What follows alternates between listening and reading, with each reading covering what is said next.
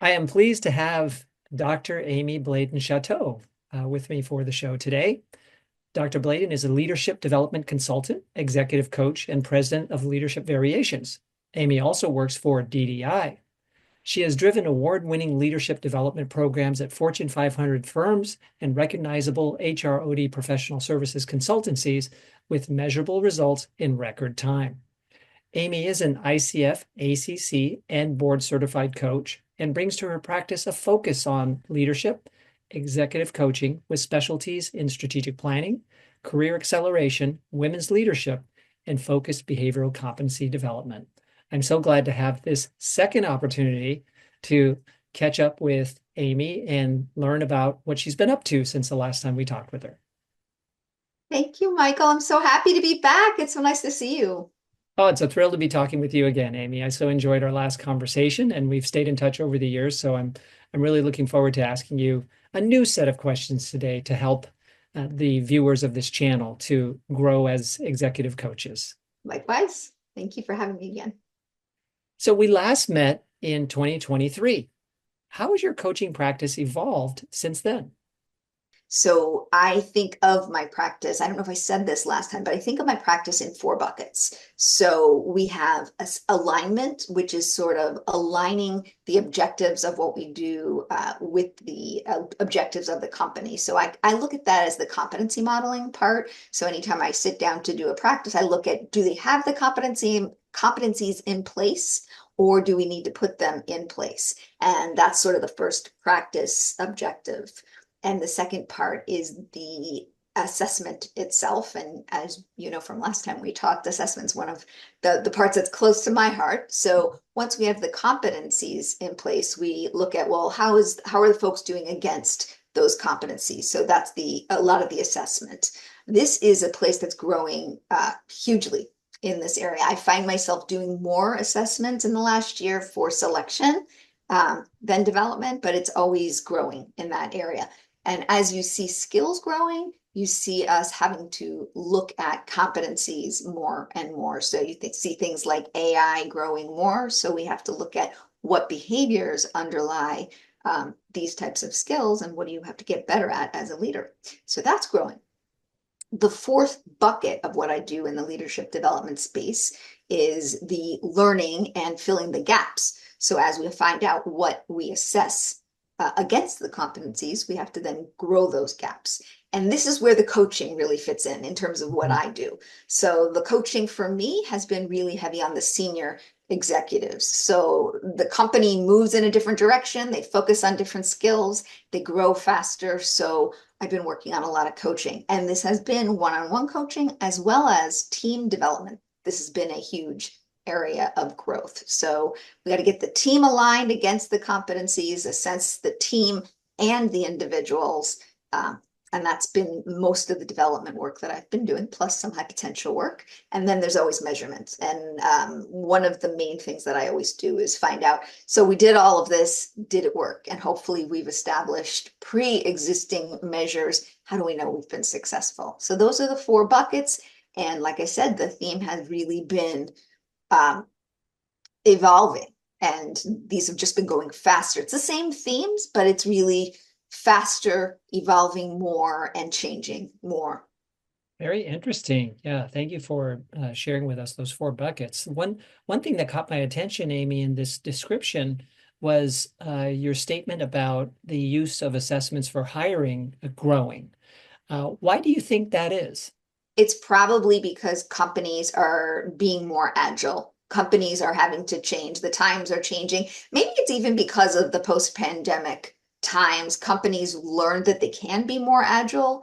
Companies learned that to exist, they had to be more agile. Companies that weren't able to be agile are no longer with us. So the skills that leaders had to be good at changed immensely.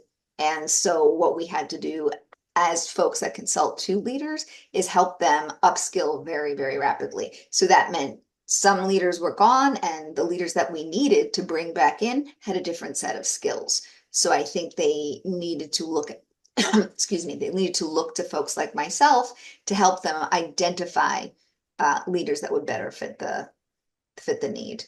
And they Mhm. wanted to do it in a way that was more predictive of performance, hopefully. Right. Right. Okay. Uh, I'm curious if there are any new assessments that have emerged since we last spoke that you're excited about.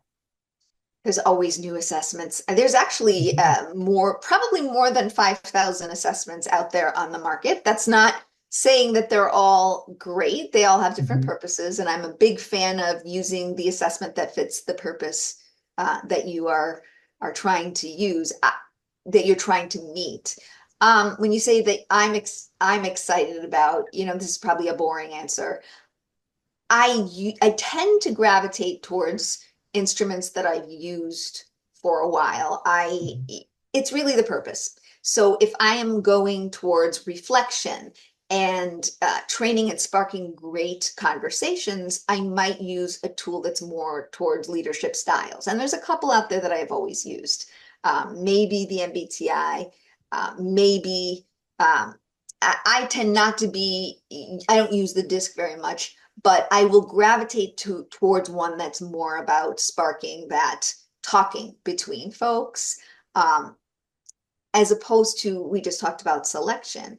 I tend to use, if you're looking at anything with legal perspectives that have to weigh in, you're going to want to use a valid, a reliable, and an instrument that has been shown to be credible in predicting job performance. And my go-to has always been the Hogan.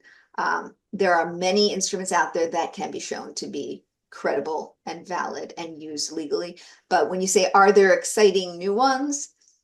I'm sure there are. And when folks come to me, I do a lot of looking and reading the manuals to say, yeah, this is valid, this is not.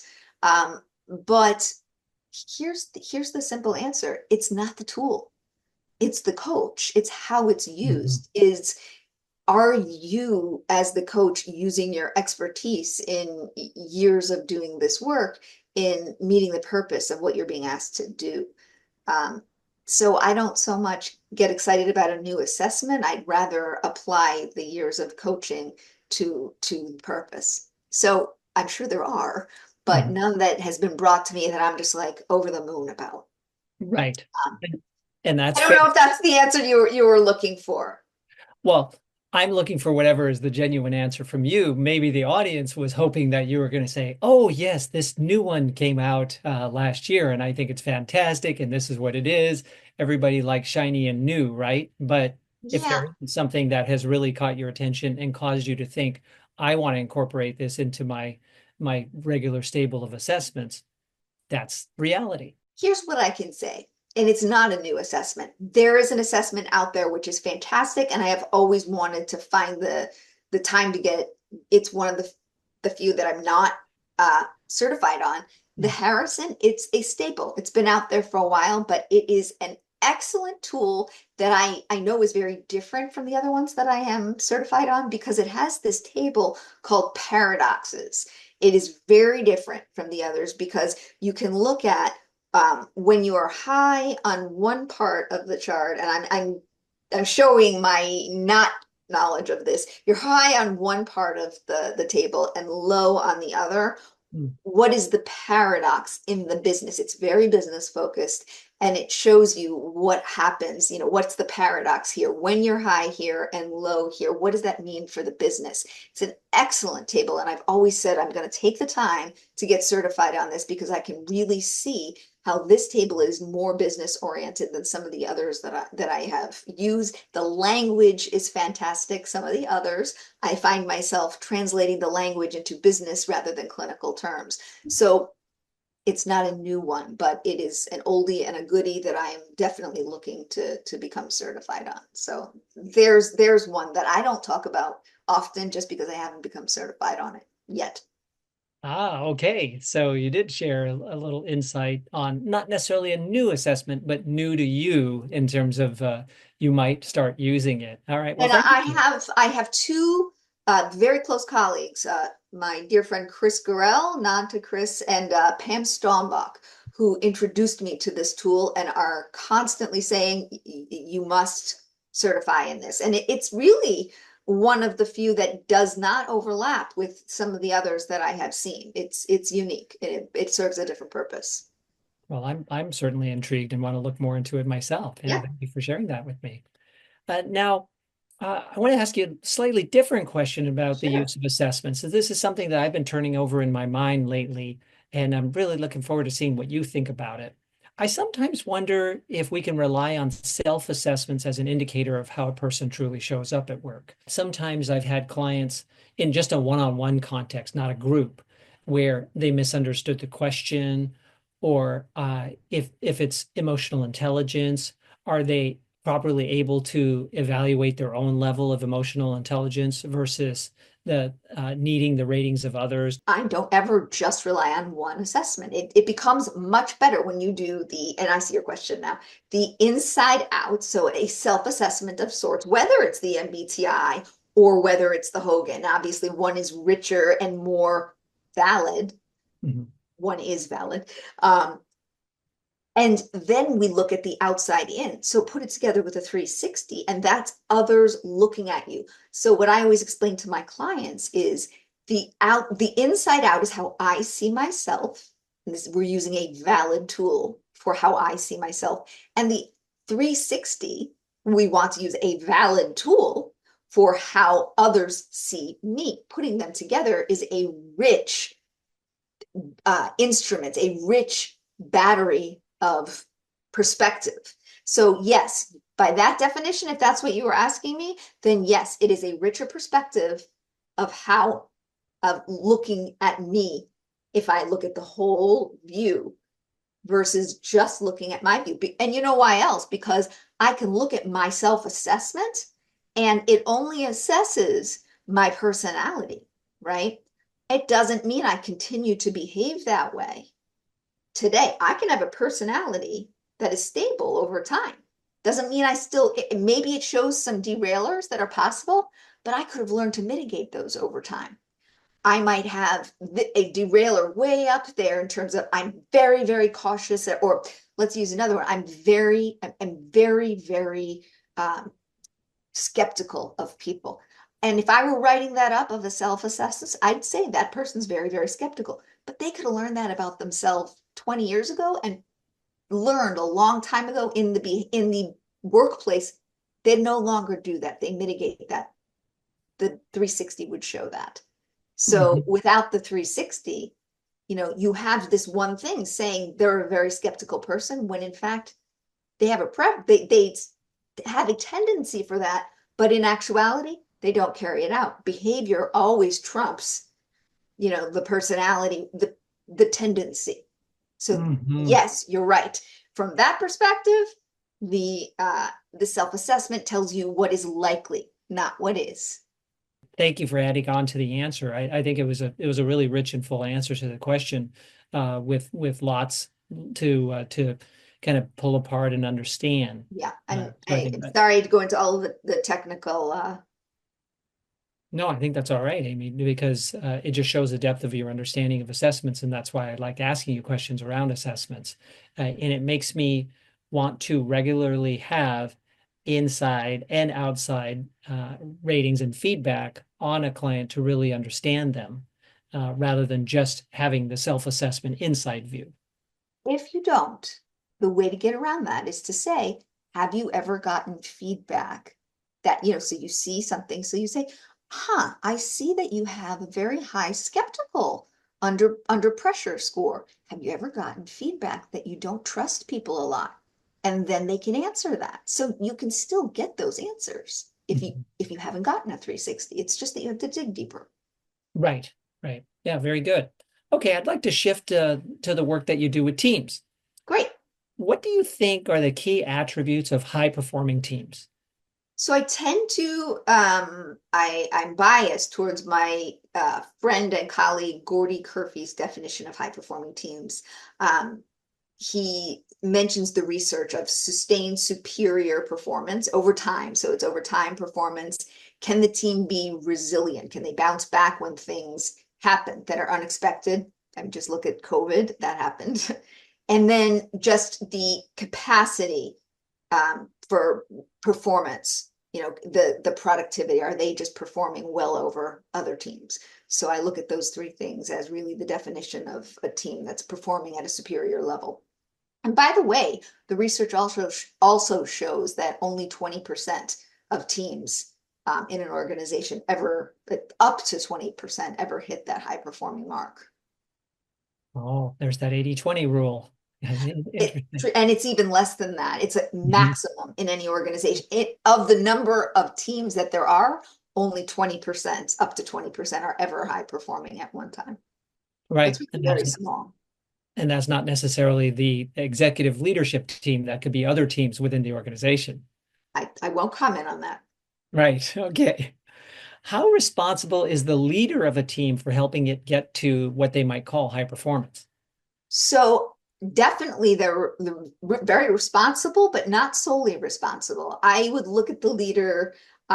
You could say so many different things about what the leader needs to do. And obviously I'm biased because I do leadership development, Mhm. but you can think of it in the three E's. So they set the expectations, they set the environment, and they set the example. So that's how I think of it for the leader. And I'm way oversimplifying it, but expectations being the vision and the strategy for the whole team, where they're going and what they need to get done, and the measures. Um, they set the environment, and that means things like the culture. They're setting things like what are they going to do for holding accountable? What are they going to do for this is where the coaching comes in? How are they going to not just give them the work and throw it over, but how are they going to make sure that there is a environment of learning that's happening? The coaching, um, they're removing barriers. So that's really a very important thing that the leader is doing. They're setting the norms so that everybody's kind of marching to the same tune.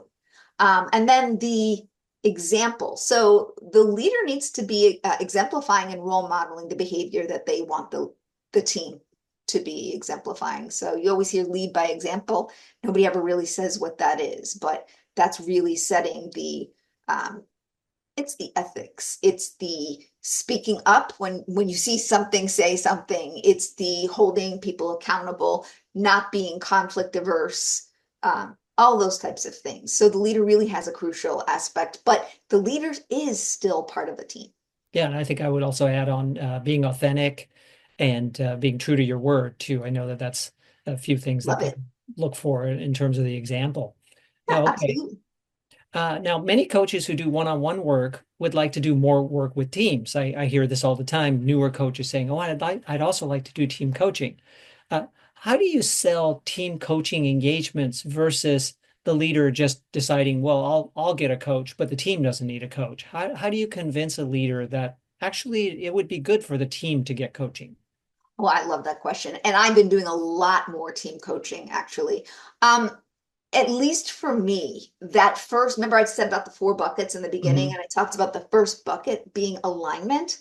So one of the first pieces is a competency model. So what are the objectives compared to what we put in place for the competencies? So there's been a lot of um, disparity recently about values-based competencies, which are very hard to measure and very hard to put into terms that can be agreed upon by everyone. So what I've been doing, because you can't make these legally, they don't stick. So when people come to me and say, "Well, we have our values, we don't need competencies," one of the things I do rather than trying to convince them and say, well, that's not going to work because they are very convinced that this works. I say, well, that's okay. Let's talk about, what can we do as a team to make sure we're all marching to the same tune and all of the leaders are giving the same messages to everybody in the organization. So I've used team coaching as a way to actually set the competency model in a more team setting. So there is usually an element of one-on-one coaching for each of the team members, but I've used it and again, I'm mentioning my colleague Gordy Curfew because he has a team model that works very appropriately for setting the norms and expectations, for setting the um, how you operate as a team. You're figuring out whether are we a team or are we a group, and that might not seem important, but it actually is because it Mhm. sets the outcomes that you want to have very specifically. Um, and it just gets the team prepared for all the changes that are coming flying at them. And it helps them figure out what their roles are and how they contribute to the team. And it also sets the leader up to be part of the team as much as they are uh, leading the team and leading the expectations. So at least what I have noticed is the team starting at the top with the leadership team is a good way of setting that alignment. And then what I have found, it just naturally leads into, oh, I want to do this with my team. I want to do this with my team. I want to do this with my team. So the team uh, process oftentimes cascades down to the rest of the organization. So it's very common. And Gordy has a wonderful model. It's called the rocket model, and it's very operational.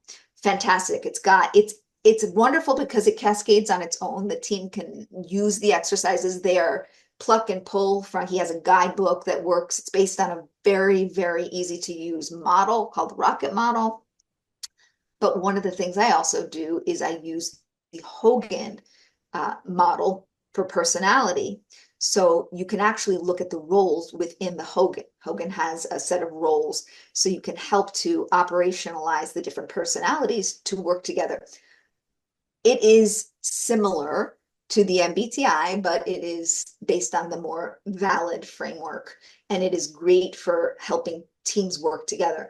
I often have used the two together, the rocket model for the structure of the team and the Hogan to get the team blend of the personalities to work.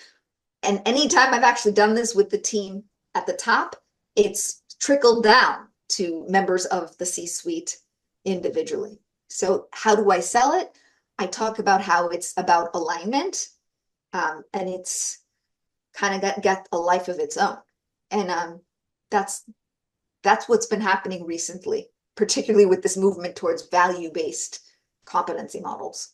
Yeah, what's exciting about your answer is that cascading uh, secondary effect that happens when the leader experiences how this team has really improved. Then they say, "Well, I want this for my team of reports," and so forth. Whereas one-on-one coaching doesn't always proliferate in the same way. Uh, just by the nature of its model. People might say, well, I would like to have coaching for some other members of the team, but it won't necessarily cascade down through multiple levels like that. Well, you're also looking at the expense of one-on-one coaching. Exactly. Um, what usually happens at the senior level, we do the one-on-one coaching also. So each Mhm. member of the senior level gets their one-on-one coaching. And if we do a Hogan composite team, each person puts their Hogan, we show how the Hogans roll up Right. together, and it works beautifully for a team coaching session. And you can, again, it depends on what the team wants. Are there operational issues that we want to put together, whether you do the whole thing together and I am noticing over time, I should have mentioned this up front, people want shorter, faster, more bite-sized. So depending on where they're going with that, it also depends on what you'll pick, for you for the team. I do everything custom. Yeah. Yeah. Well, I think that makes sense because earlier you did say that things are moving faster, and I've experienced that myself. That organizations are wondering, okay, how can we get the result faster? Everybody wants everything faster, so that's a good point. Yes, yes, Well, yes. well, thank you very much, Amy. It's been a delight talking with you through this series of questions and having you back as a guest on the channel. It's been just as rich and informative and valuable as I expected it to be. Thank you so Thank you much. so much. It's been such a pleasure to talk with you again. And as always, I love talking about these topics, and I love talking with you. So I wish you all of the best. Thanks, Amy. You too.